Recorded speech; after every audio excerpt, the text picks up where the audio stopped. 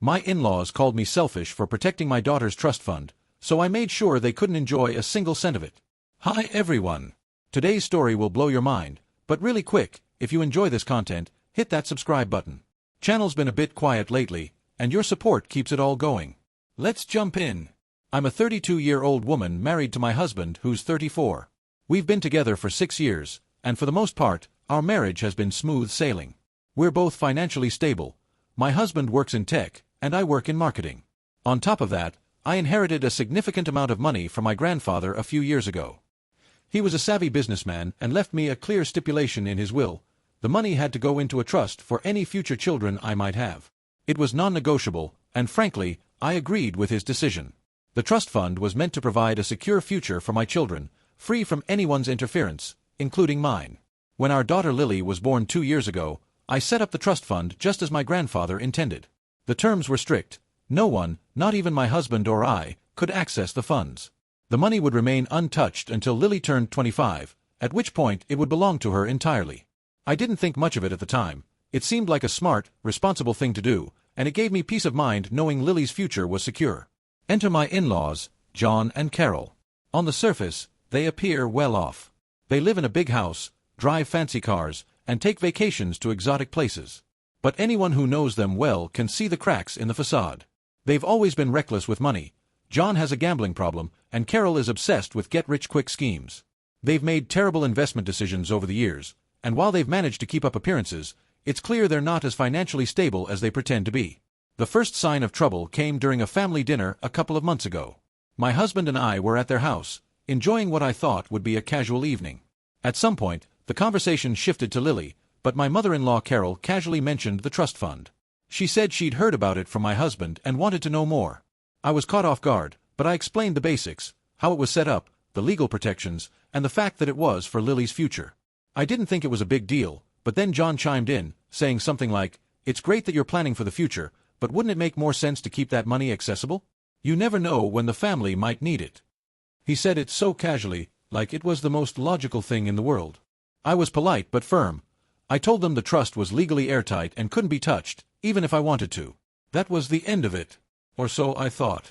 Looking back, I should have seen the red flags when Carol laughed and said, "Family should come first, don't you think?" It wasn't just a passing comment. There was a certain edge to her tone, like she was testing the waters. I brushed it off at the time, but now I realize that was just the beginning. A week later, John and Carol showed up at our house unannounced. This isn't unusual for them. They've always had a habit of dropping by without warning. They said they wanted to talk, so I invited them in. Once we were sitting down, they got straight to the point. They wanted me to adjust the terms of the trust fund. They called it a family safety net, and argued that it was only fair for the money to be available in case of emergencies. I was stunned. It was such a blatant request, and I couldn't believe they were serious.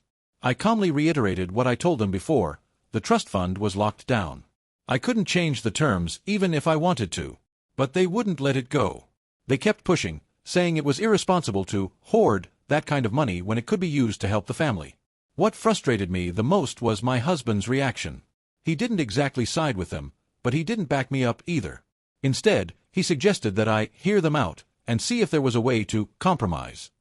It felt like a betrayal, even though he probably didn't mean it that way. From there, things escalated quickly. The next week, the in-laws called a family meeting. They said they wanted to discuss financial fairness and presented a plan to access the trust fund for a real estate investment.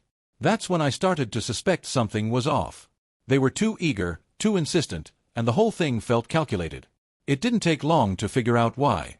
After a bit of digging, I discovered they were in significant debt. Their investment wasn't an opportunity.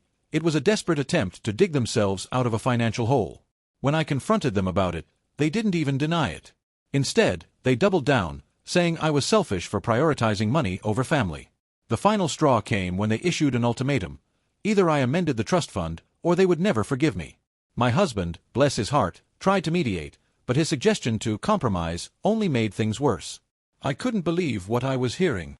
This wasn't just about money anymore. It was about boundaries and respect, and they had crossed every line imaginable. At that point, I knew I needed professional advice. I consulted my lawyer to confirm the trust's protections and explore my legal options. Thankfully, the trust was as secure as I'd hoped, but even with that reassurance, I had a sinking feeling this wasn't over. John and Carol weren't the type to back down easily, and I could sense that more drama was on the horizon. Update 1. A few weeks after the family meeting disaster, my in-laws John and Carol reached out to invite us to their vacation home for the weekend. They framed it as a chance to smooth things over and reconnect as a family. I was immediately suspicious. They'd been relentless about the trust fund, and I doubted their intentions. Still, my husband thought it was worth going, insisting it could ease the tension. I didn't want to escalate things further, so I reluctantly agreed. When we arrived, the vacation home was exactly what I expected from them. Flashy on the outside, but with signs of neglect once you looked closer, peeling paint, outdated furniture, and an overall sense that the upkeep wasn't a priority.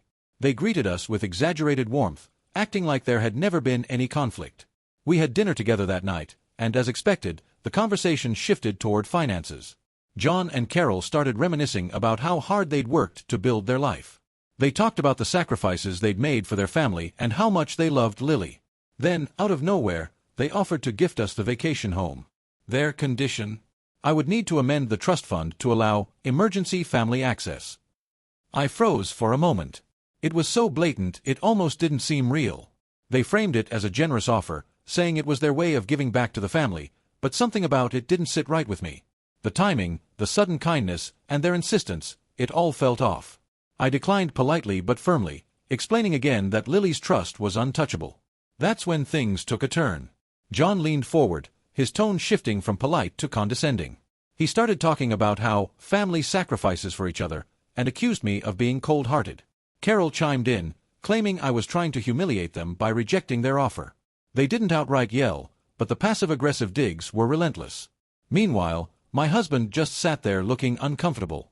I turned to him, expecting him to step in, but he hesitated. Finally, he admitted he had known about the vacation home plan. He said he thought it would be a good compromise and hoped I'd agree to avoid more drama. I couldn't believe it. He'd kept this from me, knowing full well how I felt about the trust. That night, I couldn't sleep. I stayed up researching the property, determined to understand why they were so desperate to hand it over. It didn't take long to find the truth. The vacation home was heavily mortgaged, and they were barely keeping up with payments. The house wasn't a gift, it was a liability they were trying to offload. The next morning, I went to breakfast feeling drained and angry. John and Carol acted as if nothing had happened the night before, cheerfully offering me coffee and making small talk. It was infuriating. I waited for the right moment to confront them, but they beat me to it. Out of nowhere, Carol started talking about Lily. She said that Lily deserved better, and hinted that I was being a bad mother by refusing to share family resources. She didn't say it outright, but the implication was clear. They thought I was selfish and neglecting my daughter by keeping the trust fund locked down.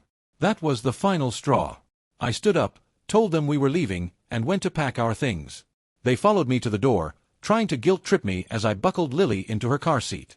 They threw out every manipulative tactic they could think of, but I refused to engage. My husband was quiet the entire ride home, clearly torn between his parents and me. Once we got back, I called my lawyer to fill him in on the situation. He did some digging into the vacation home's financials, and just as I suspected, the house was on the verge of foreclosure. It was practically worthless as an asset, and taking it on would have been a disaster. The whole ordeal left me exhausted but also determined. I realized I couldn't keep reacting to their manipulations. I needed to take control of the situation. I started brainstorming ways to put an end to their schemes once and for all. And as for my husband, let's just say we had a long talk about loyalty and boundaries. I told him this wasn't just about money.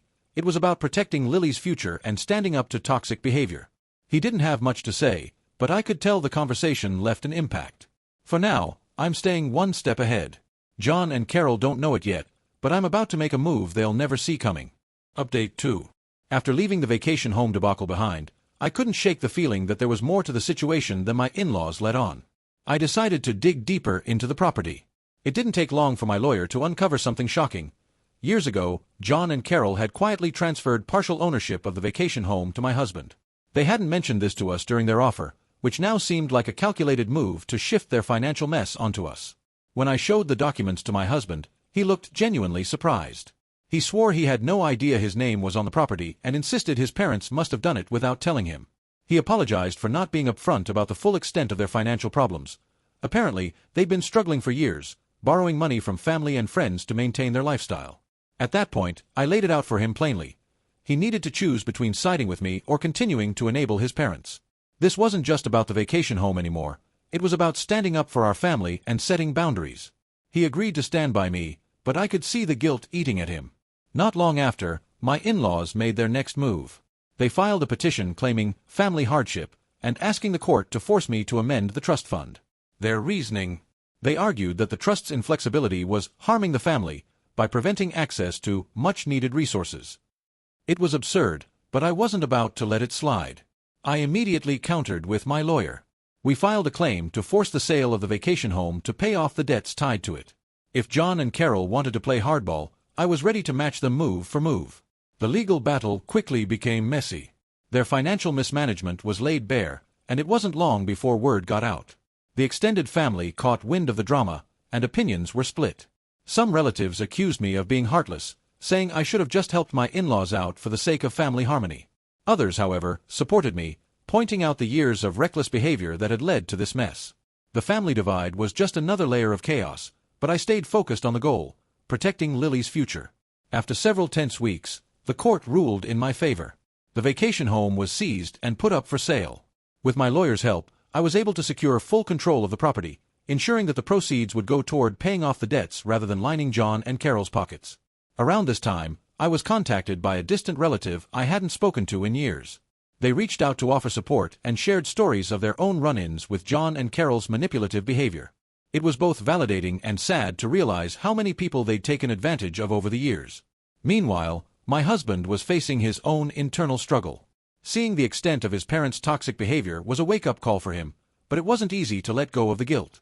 He'd spent his whole life trying to please them, and now he was starting to see how one-sided their relationship really was. Once the vacation home sale was finalized, I started thinking about what to do with the proceeds. Keeping the money didn't feel right, considering how it was tied to so much drama and manipulation. That's when the idea came to me: I would donate the proceeds to a cause I cared deeply about. When I shared my plan with my husband, he was hesitant at first. He worried about how his parents would react, but I reminded him that their opinion no longer mattered.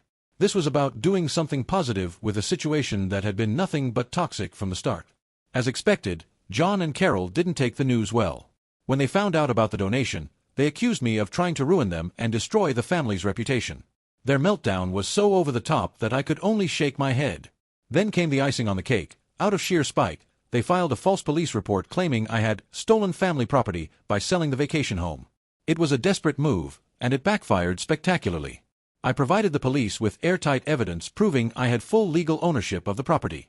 The case was dismissed almost immediately, leaving John and Carol humiliated once again. The fallout from their antics was swift.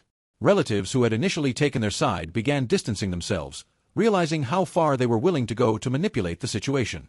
My husband, too, seemed to finally reach a breaking point. He told me he felt like a weight had been lifted now that we were no longer entangled in their mess. As for me, I'm just getting started. Setting boundaries with toxic people isn't easy, but this whole ordeal has taught me the importance of standing firm.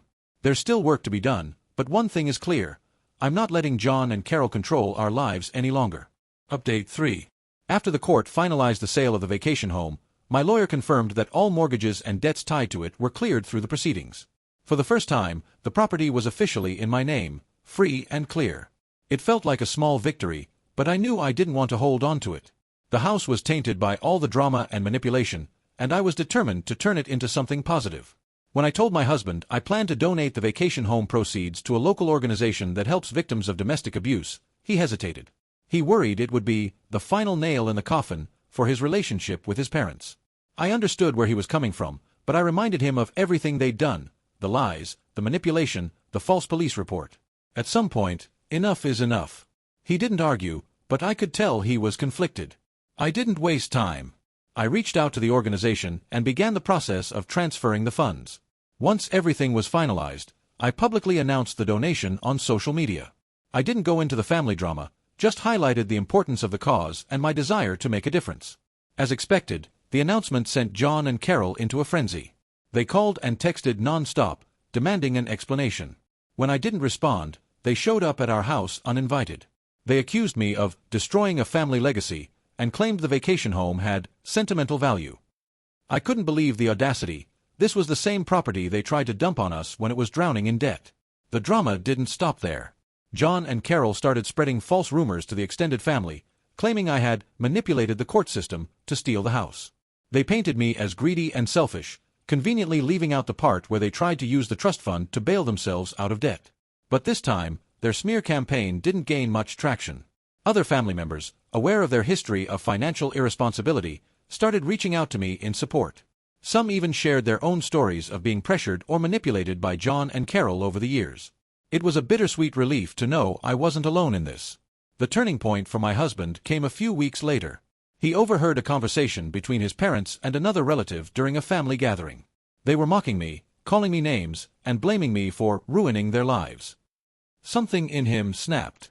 He walked away from the conversation and told me later that night that he was done. He didn't want to make excuses for them anymore or let their toxicity affect our family. The donation brought a wave of positive attention. The organization issued a public statement thanking me for my contribution and highlighting how the funds would be used to support victims of abuse. Local news outlets picked up the story, and I made sure to keep the focus on the cause rather than the family drama. John and Carol weren't ready to give up. They threatened to sue the organization, claiming the donation was illegitimate because the house had been a family asset. It was a laughable claim, and their case was dismissed before it even made it to court. This only added to their humiliation as word of their antics spread throughout their community.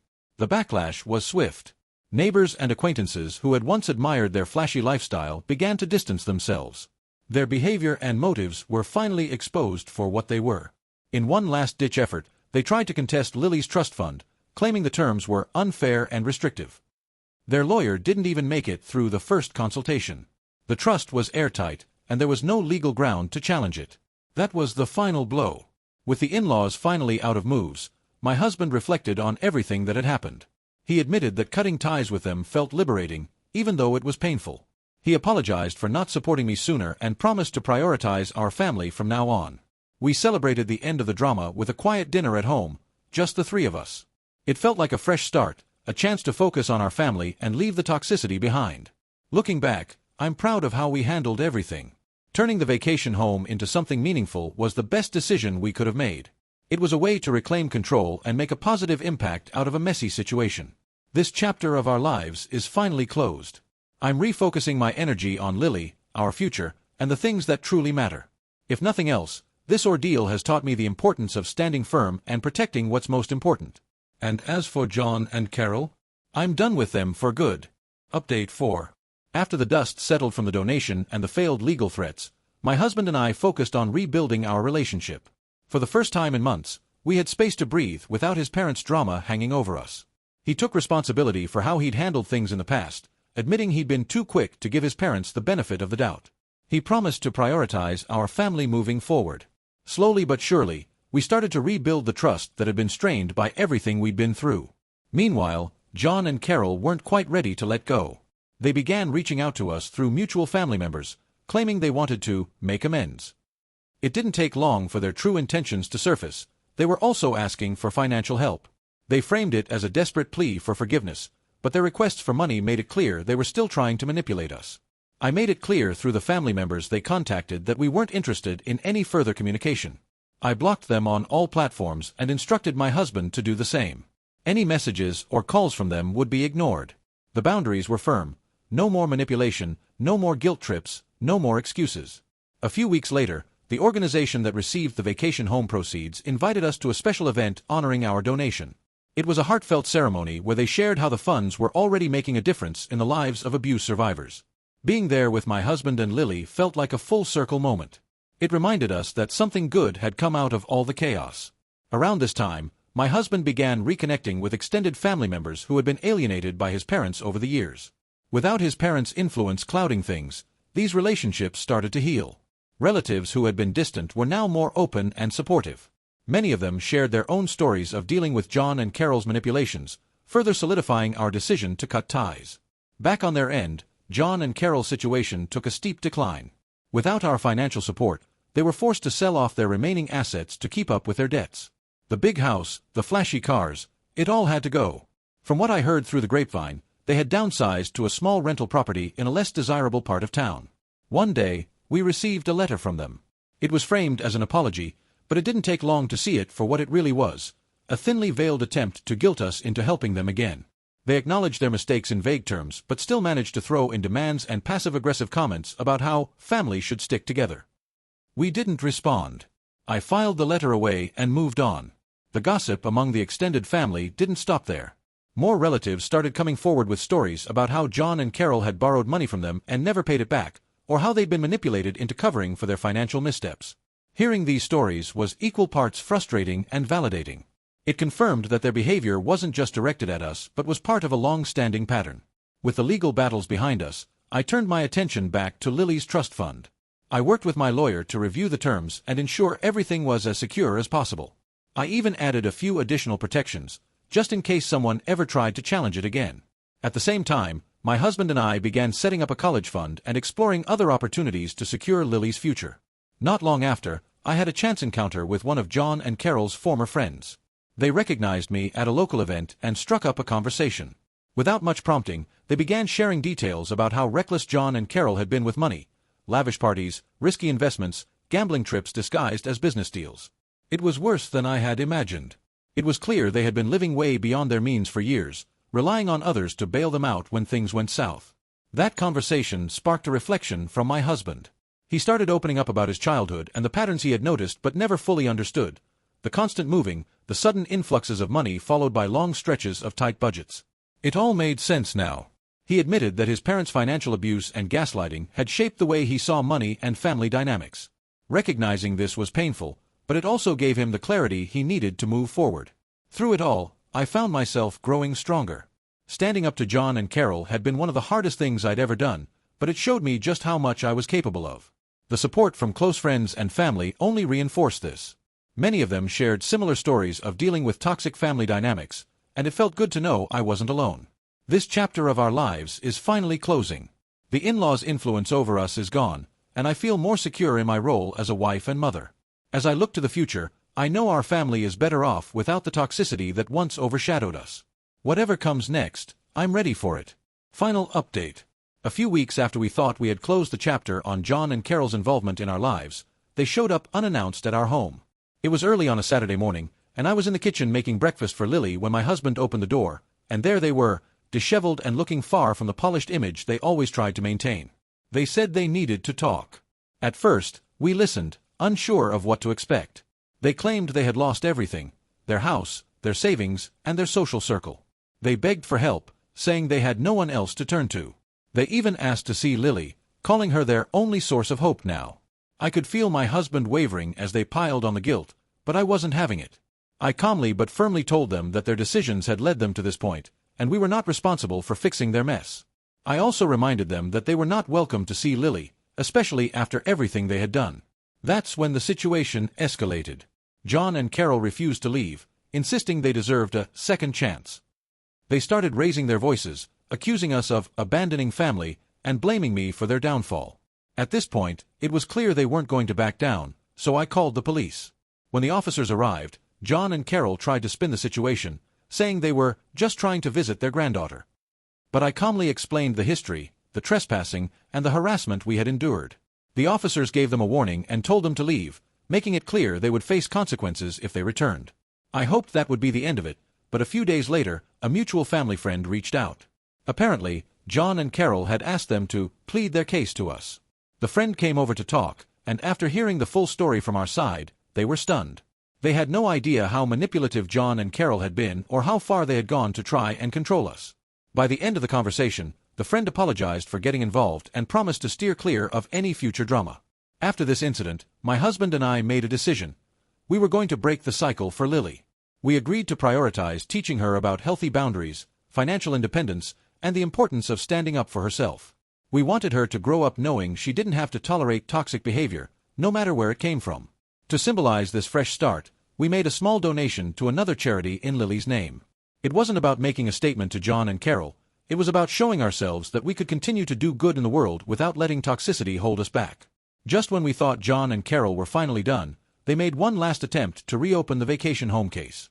They tried to claim they had been unfairly pressured into transferring ownership years ago.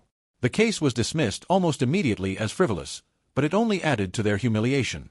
Around this time, my husband confessed that he felt like a weight had been lifted. For the first time in his life, he didn't feel trapped by his parents' manipulations. He thanked me for standing strong and for showing him what healthy boundaries looked like. The ripple effect of John and Carol's behavior continued to spread through the extended family. Relatives who had once supported them began cutting ties, realizing how toxic they were. Some even reached out to us to apologize for doubting our side of the story earlier. Amid all this, Lily hit a big milestone. She took her first steps. It was such a joyous moment for us as a family and served as a reminder of what really mattered. Watching her wobble across the room, giggling the whole way, made all the drama seem so small in comparison. Word eventually got around that John and Carol had quietly moved out of state. They left behind a tarnished reputation, burned bridges, and a trail of unpaid debts. It was sad in a way, but also a relief to know they wouldn't be causing any more trouble in our lives. With them gone, my husband and I finally felt free to enjoy our lives. We took our first real vacation in years, a peaceful trip to the mountains, just the three of us. It was exactly what we needed. No drama, no tension, just quality time together as a family. Looking back, I feel nothing but gratitude for how far we've come. This experience taught me the importance of protecting my family and standing up for what's right, no matter how hard it gets. I know Lily's future is secure, not just financially, but emotionally too. She'll grow up knowing her parents worked hard to create a safe, loving environment for her. I've learned that family isn't always who you're born into, it's who stands by you. And with my husband and Lily by my side, I know we'll be just fine.